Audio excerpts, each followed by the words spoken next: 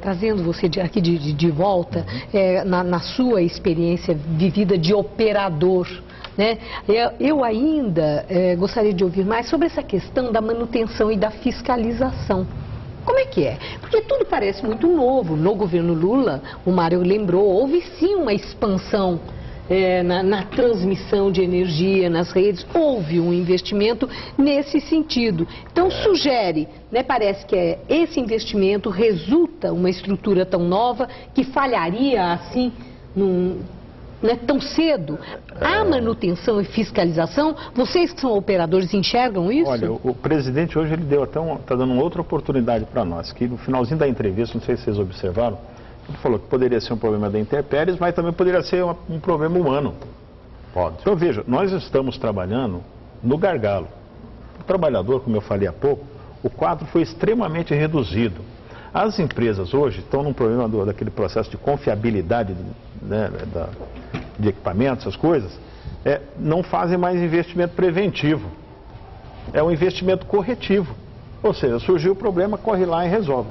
Só que nós estamos falando de usinas e de subestações cujos equipamentos são da década de 80. Como você pode desenvolver um processo de confiabilidade com equipamentos que são antigos e com o quadro reduzido de trabalhadores, não é? Então veja, o processo com relação à questão da fiscalização. A ANEEL criou uma empresa virtual, certo?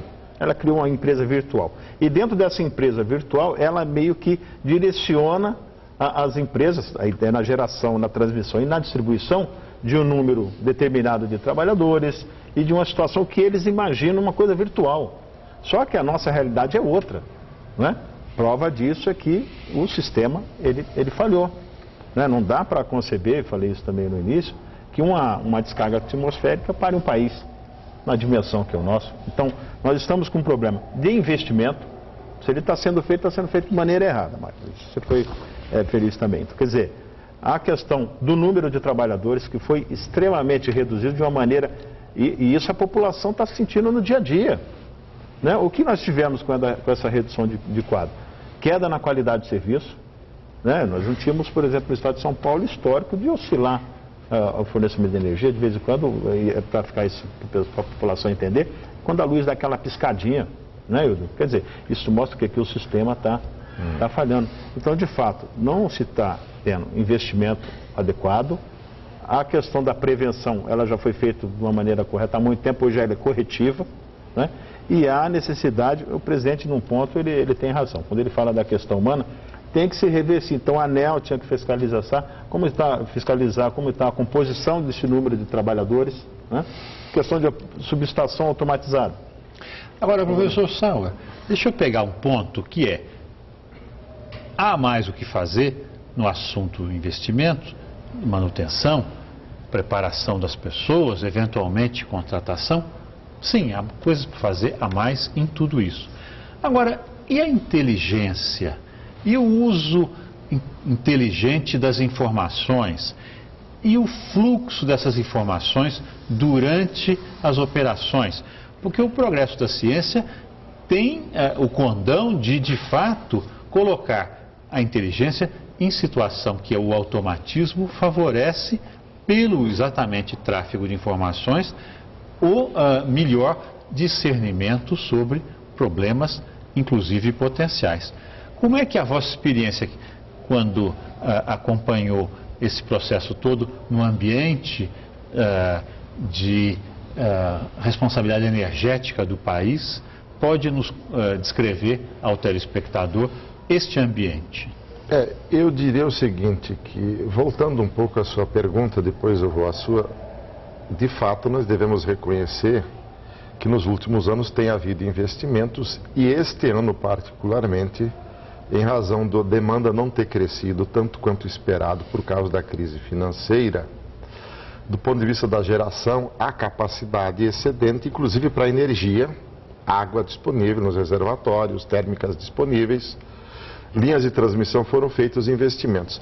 Mas nessas circunstâncias, quando os investimentos foram feitos, os gastos foram feitos, a população está pagando por eles, e aí as coisas acontecem, chega a ser outro patamar do problema, que é o problema da gestão e da organização, que aí então já aproxima a sua pergunta.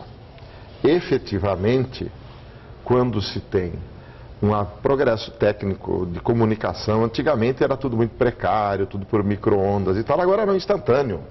Então, inclusive, simulando de novo se eu puder, existem normalmente 5 causas que podem gerar eventos possivelmente perturbadores do equilíbrio de um sistema elétrico como o interligado nacional.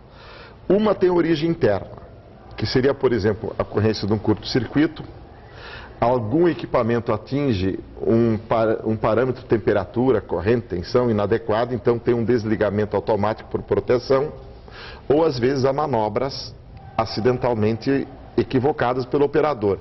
Esses são os 3 ou 4 exemplos de eventos intrínsecos internos ao sistema elétrico, que podem dar origem à perturbação. Depois eu explico a propagação disso.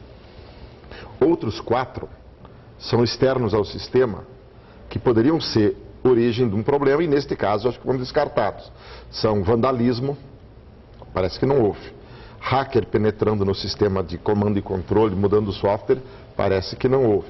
Acidente de um veículo, ou ainda eventos de força maior da natureza, tipo furacão, vendaval, terremoto. Mas, todos eles, não, o ministro invocou alguns. Não, ele invocou, mas o INPE já descartou. Mas esses que ele invocou não são válidos, que são só eventos de força maior da natureza, excedentes aos limites de projeto. Nada do que ele disse é válido, porque é corriqueiro. Se chuva prejudicasse linha de transmissão ou subestação, eles seriam construídos com guarda-chuva. Não são. Isso é verdade. E tem para-raio, como expliquei, os 3 tipos de para-raio. Agora, mesmo que qualquer uma dessas 5 causas aconteçam, origens, elas não poderiam se propagar. O critério de confiabilidade é estabilizar o sistema, se uma perda houver, sem nada, graças exatamente aos recursos que o Mário invocou, da inteligência, do monitoramento. Se isso não está no lugar, os seus equipamentos não têm a manutenção adequada, ou os operadores não estão devidamente treinados, ou não há operadores suficientes, ou há um problema de comunicação. Há um problema sim.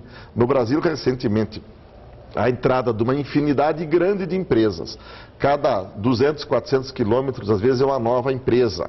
Antigamente havia poucas empresas com comunicação quase que fraterna entre os operadores. Agora virou uma parafernália imensa de comunicação, protocolos, e que talvez não estejam tão ágeis. Por isso talvez tenha demorado um pouco mais, embora 4 horas não seja tão terrível em termos internacionais, para voltar ao sistema. Então, o senhor tem razão, e a senhora também. Há investimentos e eles não estão dando resultado. Talvez não haja suficiente em coordenação.